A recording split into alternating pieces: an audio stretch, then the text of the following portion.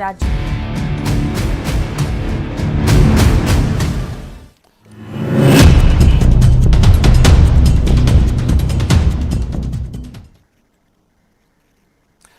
नमस्कार, मध्य प्रदेश की महाडिबेट देख रहे हैं आप। मैं हूं प्रशांत कटारे।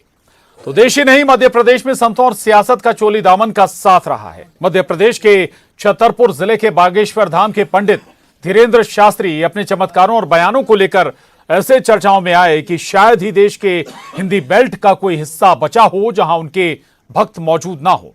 अब तो धीरेन्द्र शास्त्री देश को हिंदू राष्ट्र बनाने तक की बात कहने लगे। अब राष्ट्रीय शख्सियत हैं तो एक दो धमकियां मिल भी जाएं तो कोई बड़ी बात नहीं। इधर जगतगुरु रामभद्राचार्य ने तो राजधानी भोपाल लाकर ही भोपाल का नाम बदलवाने का प्रण ले लिया। और जब लाखों फॉलोअर्स वाले संत चर्चाओं में हो तो सियासत की एंट्री भी लाजमी है ही, जो वैसे भी संतों के दर पर हाजिरी लगाते हैं। तो संत, सियासत और सवालों के साथ करेंगे महाडिबेट।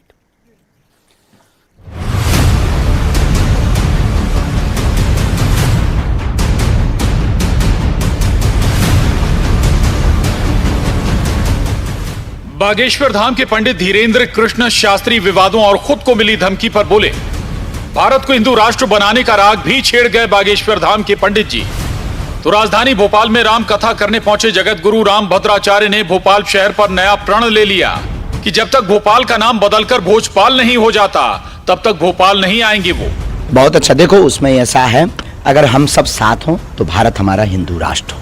हमारी ये बालाजी से कामना है। हम कोई सरकार नहीं है कि हम निर्णय दे देंगे कि हम हिंदू राष्ट्र देंगे या हिंदू राष्ट्र बनाएंगे। हम ना तो कोई पॉलिटिशियन है, हम एक आध्यात्मिक गुरु हैं। तो हमारा उद्देश्य यह है कि अगर हम सब सनातनी साथ हो तो भारत हिंदू राष्ट्र हो। इसमें बुराई क्या है? इतने इस्लामिक देश हैं, क्रिश्चियनी देश हैं, तो क्या एक हिंदुओं के लिए एक हिंदू राष्ट्र नहीं होना चाहिए? क्या ये मांग या ये बात कहना, ये प्रार्थना करना अनलॉजिकली है? क्या ये भारत में बात कहना संविधान के खिलाफ है? प्रार्थना है, मांग है, मना थोड़ी ना है। बनाना तो प्रत्येक भारतीय सनातनियों को। भोजपाल नाम बदलने से मध्य प्रदेश के अतीत गौरव का लोगों को स्मरण होगा। जैसे मध्य प्रदेश में होशंगाबाद को नर्मदा नगर कर दिया गया, उसी प्रकार भोपाल को भोजपाल करने में बिगड़ता क्या है? क्या कौन सी सांप्रदायिकता की हानि हो रही है? उधर संतों से जुड़े मसलों पर सियासत भी सक्रिय हो गई। पंडित धीरेन्द्र शास्त्री पर पीसीसी चीफ कमलनाथ ने कहा कि जो धार्मिक लोग हैं वो धर्म की बात करें। देखिए, बात यह है, जो हमारे धार्मिक लोग हैं वो अपनी धर्म की बात करें, धर्म की बात करें, ये इसमें कोई खराबी नहीं है। मैं भी चाहता हूँ वो धर्म की बात करें। हमारा राष्ट्र जो है, ये हमारा राष्ट्र हमारी संस्कृति और हमारे संविधान के अनुसार ही हो सकता है। ये बात हमें याद रखनी है कि कोई कहेगा कि भाषा के आधार पर करो, कोई कहेगा देवी देवताओं के आधार पर करो, कोई कहेगा जातियों के आधार पर करो।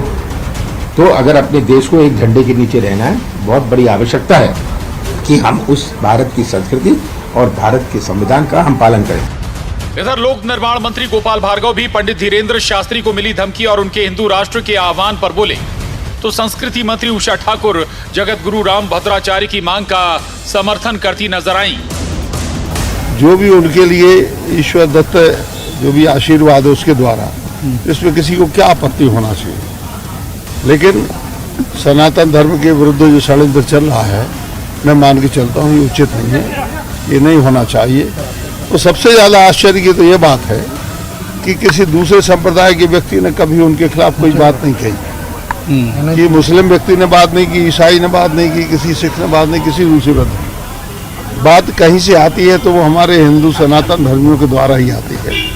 ये अफसोसजनक। गुरुदेव जो भी कह रहे हैं वो सत्य ही कह रहे हैं, क्योंकि हजारों साल का इतिहास गवाह है कि भोपाल तो भोजपाल ही था और तथ्य प्रमाण पुरातात्विक आधारों पर वो भोजपाल होकर ही रहेगा। बहरहाल नागपुर में पंडित धीरेन्द्र शास्त्री को चैलेंज करने वाले श्याम मानव के खिलाफ जबलपुर की जिला न्यायालय में परिवाद भी दाखिल हो गया। बागेश्वर धाम के पंडित जी के साथ अब तो विवादों का चोली दामन का साथ हो गया। लेकिन जहां पब्लिक है वहां राजनीतिक दल हैं, कोई समर्थन में तो कोई उनके चमत्कारों पर सवाल उठाता हुआ। भोपाल से रंजना दुबे, शैलेंद्र भदौरिया के साथ अनुराग श्रीवास्तव, न्यूज़ 18 मध्य प्रदेश छत्तीसगढ़।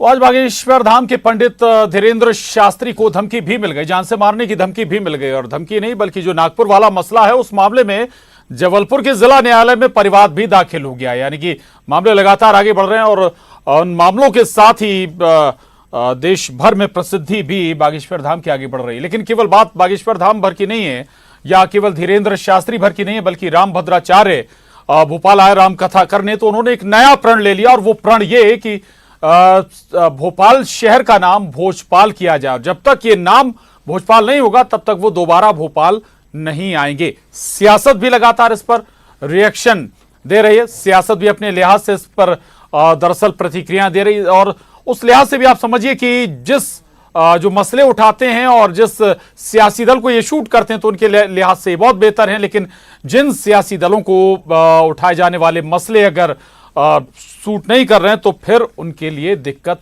हो जाती है। और इसी लिहाज से हम ये कह भी रहे हैं कि संत, साधु संत और सियासत का देश ही नहीं बल्कि मध्य प्रदेश में भी चोली दामन का साथ रहा है। चार खास मेहमान हमारे साथ जुड़ रहे हैं। हमारे साथ राकेश शर्मा जी हैं, प्रवक्ता बीजेपी, बहुत स्वागत है राकेश जी। अजय सिंह यादव जी, उपाध्यक्ष कांग्रेस मीडिया विभाग, बहुत स्वागत है अजय जी। दिनेश गुप्ता जी, वरिष्ठ पत्रकार, आपका भी स्वागत है। और हमारे साथ किन्नर महामंडलेश्वर हिमांगी सखी जी हैं, आपका भी बहुत स्वागत है। चर्चा की शुरुआत हिमांगी जी आपसे ही करूंगा। सियासी दलों की प्रतिक्रिया है, विशेष तौर से कांग्रेस ये कह रही कि भाई धर्म, जो धार्मिक लोग हैं वो धर्म की बात करें ना, अपने दायरे को क्यों छोड़ रहे हैं, ये क्यों बात करने लगते हैं कि भाई हिंदू राष्ट्र बना देंगे या हिंदू राष्ट्र बन जाए। देखिए, जहां तक कांग्रेस ने ये बात कही है कि हमें धर्म के राह पे चलना चाहिए, पॉलिटिकल में नहीं हस्तक्षेप करना चाहिए, इस तरह से नहीं, कांग्रेस की तो हमेशा आदत ही रही है टिप्पणियां करने की। तो पहली बात तो ये है कि हमारा जो भारत है वो हिंदू राष्ट्र घोषित करने के लिए हम सब सनातनियों को, सनातन धर्म के लोगों को एक छत के नीचे आना होगा। और ये धीरेन्द्र कृष्ण शास्त्री जी जो है, उन्होंने जो ये बात कही है, मैं हमेशा उनकी बात के साथ ही हूं। और हमारा पूरा किन्नर समाज धीरेन्द्र कृष्ण शास्त्री जी के साथ है और पूरा आशीर्वाद है। और जहां तक ये कांग्रेस ने बात कही कि भाई हमें हमारे ही कार्यों में लगे रहना चाहिए, हमें इसमें हस्तक्षेप नहीं करना चाहिए, ऐसे नहीं बोलना चाहिए, तो ये बता दें कि ये जो पॉलिटिक्स भी है कहां से आया ये पॉलिटिक्स भी, तो ये पॉलिटिक्स भी जो है ईश्वर ने ही दिया हुआ है ना। तो हम धर्म गुरुओं का, पॉलिटिशियंस को भी राह लेना चाहिए जीवन में आगे बढ़ने के लिए, समाज को चलाने के लिए। ठीक है, चलिए, बड़ी बात आपने कही। और राकेश शर्मा जी, एक आरोप और बार बार ये कांग्रेस आरोप लगाती भी है और ये बातें कई बार फैक्ट भी नजर आई हैं कि भाई पहले ऐसे धर्मगुरुओं को आप लोग बैकअप देते हैं, उन्हें दायरा बढ़ाने का मौका देते हैं और जब दायरा बढ़ जाता है फिर वो आप लोगों के पक्ष में माहौल बनाते हैं। प्रशांत जी, बड़ा गंभीर विषय है और मैं निवेदन करना चाहूँगा कि मुझे बोलने का मौका इसमें पर्याप्त दिया जाए। सबसे पहले तो आज ये बात निकल के आती है कि अगर बागेश्वर धाम के धीरेन्द्र शास्त्री जी जो संत हैं, उनको हमारा संविधान जीने की, बोलने की, अपनी बात रखने की, अभिव्यक्ति की आज़ादी देता है। मेरा स्पष्ट रूप से कहना है कि ये संविधान ने उनको अधिकार दिया है कि वो कुछ भी बोल सकते हैं, अपनी बात कहीं भी रख सकते हैं, किसी भी मंच से रख सकते हैं। अब एक यक्ष प्रश्न आपके माध्यम से करना चाहूँगा कि आज कांग्रेस के वरिष्ठ नेता दिग्विजय सिंह जी ने एक बयान जारी किया है कि जो सर्जिकल स्ट्राइक हुई है, एयर स्ट्राइक, उसके हिसाब सेना को और देश को देना चाहिए। आप मुझे एक बात का बताइए कि आप धीरेन्द्र शास्त्री पे तो प्रश्न उठा रहे हैं, धीरेन्द्र शास्त्री जी की बात को तो कटघरे में खड़ा कर रहे हैं, पर अगर कोई देश को और देश की सेना को कटघरे में खड़ा कर रहा है, उसके बारे में कमलनाथ जी की माफी के साथ टोक रहा हूं, आपके पास समय है, माफी के साथ टोक रहा हूं। एक सेकंड देखिए, सुने ना, पब्लिक फिगर जब होगा, कोई पब्लिक फिगर जो भी है, वो कोई नेता भी हो सकता है, अभिनेता भी हो सकता है, साधु संत भी हो सकता है, जब पब्लिक फिगर आप हो जाएंगे तब आपको तो आपकी एक एक बात बहुत महत्वपूर्ण हो जाती है, इस बात का ख्याल तो रखना पड़ेगा ना। अब मैं उसी पे आ रहा था, मुझे मालूम था आप ये प्रश्न करेंगे।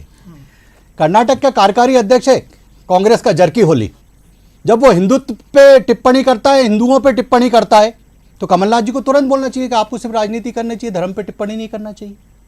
कांग्रेस को नोटिस देना चाहिए उनको। वो बिशप जो भारत माता को डायन कहता है, हिंदू देवी देवताओं के बारे में ऐसे गंदे शब्दों में बोलता है जो मैं आपके चैनल के माध्यम से नहीं कह सकता, तो कमलनाथ जी को तुरंत बोलना चाहिए कि आप जो बिशप हैं, आपको ईसाई धर्म के बारे में बात करना चाहिए, हिंदू धर्म के बारे में आपको टिप्पणी करने का अधिकार नहीं। क्यों नहीं कांग्रेस पार्टी किसी मुस्लिम धर्मगुरु और ईसाई धर्मगुरु के बारे में ऐसे शब्द का उपयोग करती है जो धीरेन्द्र शास्त्री जी के लिए कर रही है? इसका जवाब नहीं मिलेगा, इसका जवाब कोई नहीं देगा। जब जब कांग्रेस के नेताओं के मुंह खुलते हैं, धर्म के खिलाफ खुलते हैं, राम को काल्पनिक पात्र कहती है कांग्रेस पार्टी। कहां चले जाते हैं ये कमलनाथ, कहां चले जाते हैं राहुल गांधी, जो कोट के ऊपर जनेऊ पहन के अपने आप को सबसे बड़ा ब्राह्मण घोषित कर रहे हैं, सबसे बड़ा शिव भक्त को घोषित कर रहे हैं, और राम को जब काल्पनिक पात्र कांग्रेस कहती है तो ये कहां छुप जाते हैं? इसका जवाब जरूर देना चाहिए।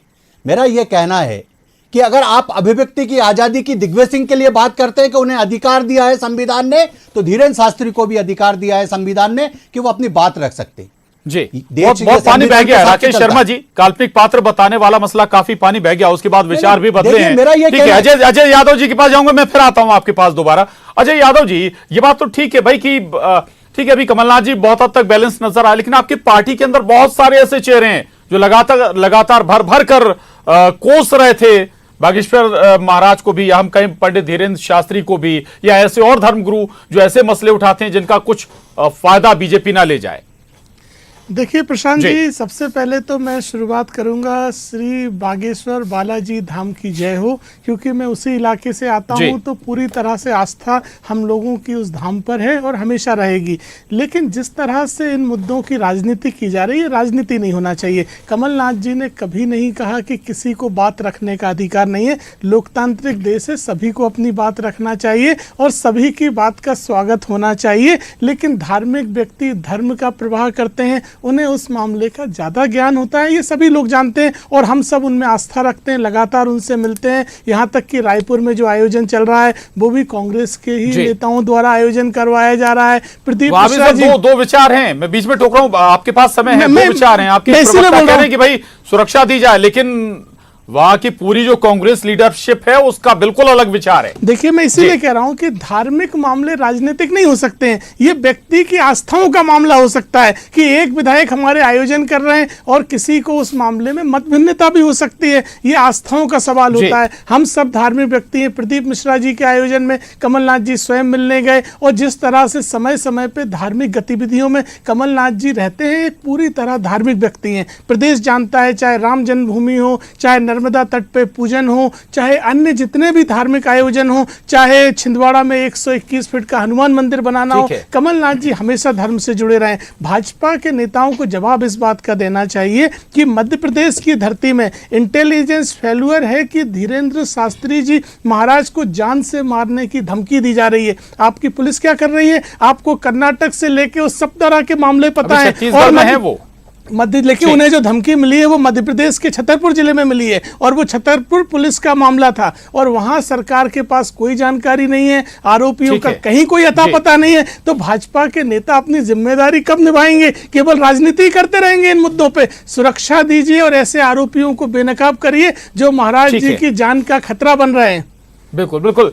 दिनेश गुप्ता जी, साधु संतों की, फिर या हम कहें धर्म गुरुओं की जितने ज्यादा फॉलोअर्स, लाखों में फॉलोअर्स हम देख भी रहे हैं, तो उतनी ज्यादा टीआरपी और उतनी ही ज्यादा दिलचस्पी सियासी दलों की भी। फिर नहीं, निश्चित तौर पर देखिए, जब टीआरपी होती है, जो लोग उनके फॉलोअर्स होते हैं, तो लोग राजनीतिक दलों को स्वाभाविक तौर पर उनकी तरफ आकर्षण होता है और कहीं ना कहीं फिर हम देखते हैं ना कि जो वोटों की सियासत है उससे जुड़ जाता है, फिर जो है तुष्टीकरण भी आ जाता है, बहुत सारी चीज़ें आ जाती हैं। जो आप देखिए, जो अभी विवाद है, कोई भी धीरेन्द्र शास्त्री जी की काबिलियत या उनकी धार्मिक आस्था के सवाल का नहीं है। आपके यहाँ बात शुरू हुई थी चमत्कार से लेके, कोई चमत्कार को लेके सबके अपने अपने मत हो सकते हैं, कोई मानता है कोई नहीं मानता, क्योंकि ये तो धर्म तो आस्था का विषय है।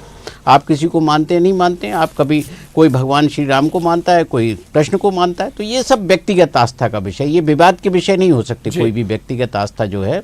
और आप देखेंगे ना कि लगातार जिस तरह से मामले को टर्न किया जा रहा है, जिस तरह के बयानात चाहे कोई भी राजनीतिक दल की तरफ से आ रहे हैं, तो वो ये इस बात की ओर है ना कि आप कहीं ना कहीं उसको राजनीतिक मुद्दा बनाना चाहते हैं। और राजनीतिक मुद्दा क्यों बनाना चाहते हैं?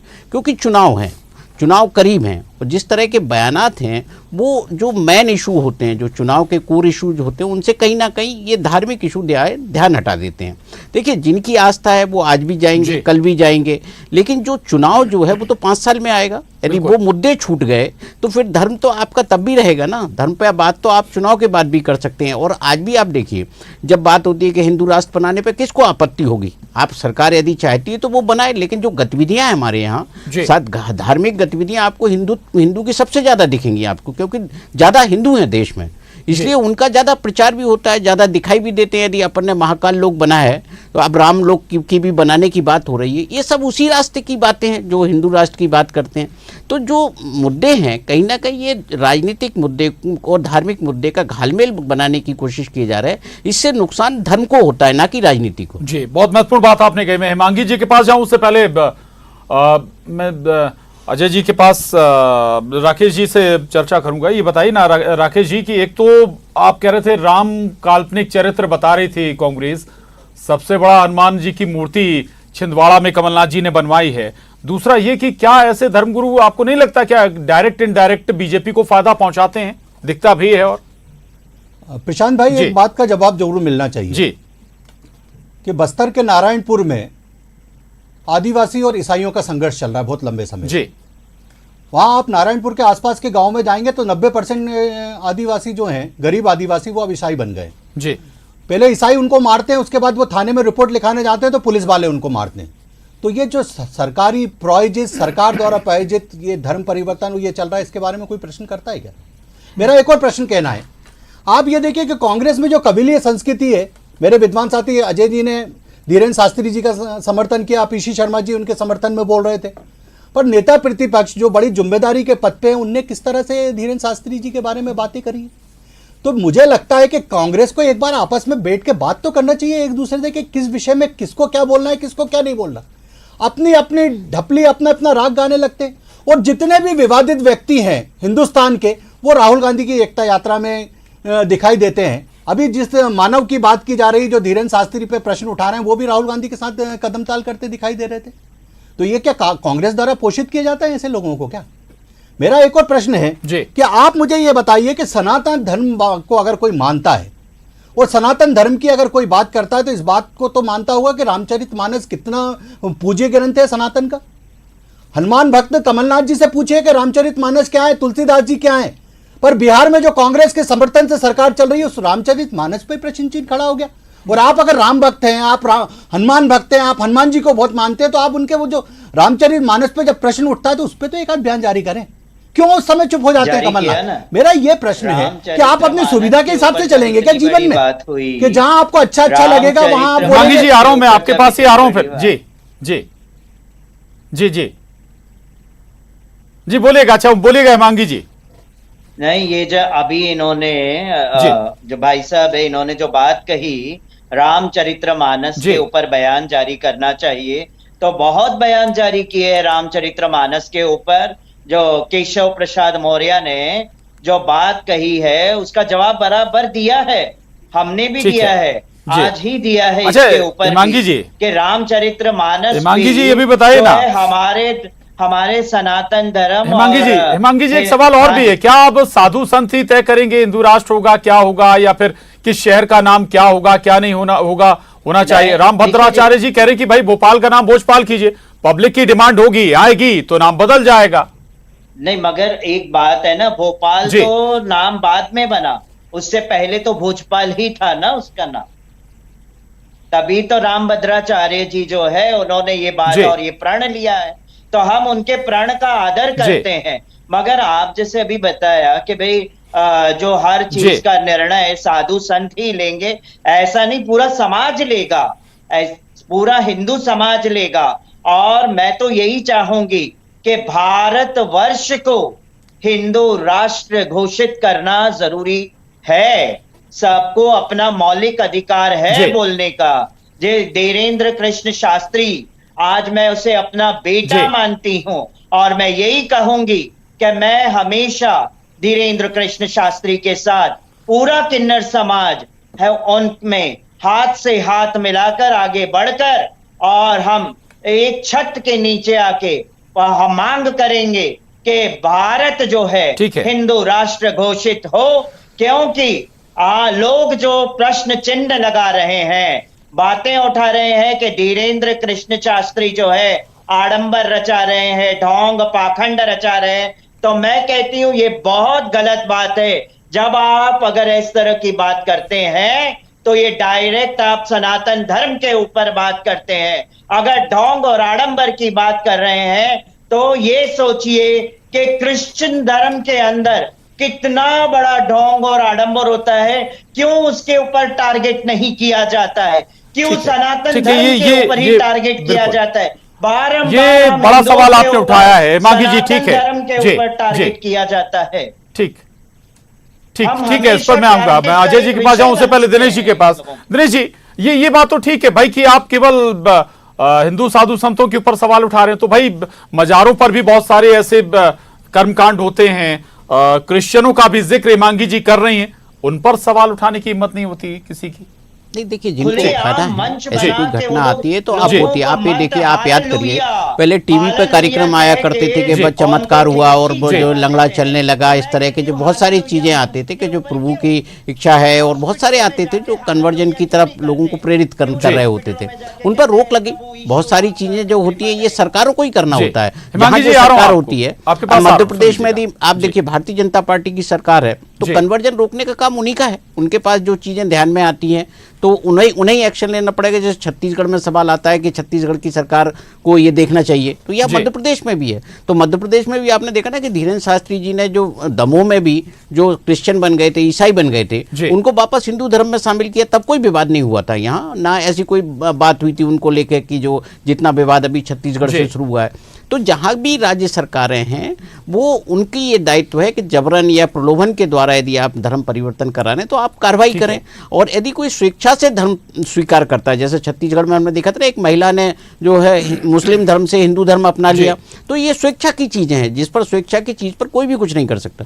बिल्कुल ठीक बात है अजय जी। दो बातें, एक तो सवाल राकेश जी का भी था कि भाई राकेश जी कह रहे थे कि भाई आपके यहाँ डबल नेता अलग अलग बातें करते हैं, एका नहीं है आप लोगों में। दूसरा ये कि भाई नाम बदलने की अगर डिमांड हुई है उससे सहमत है क्या कांग्रेस?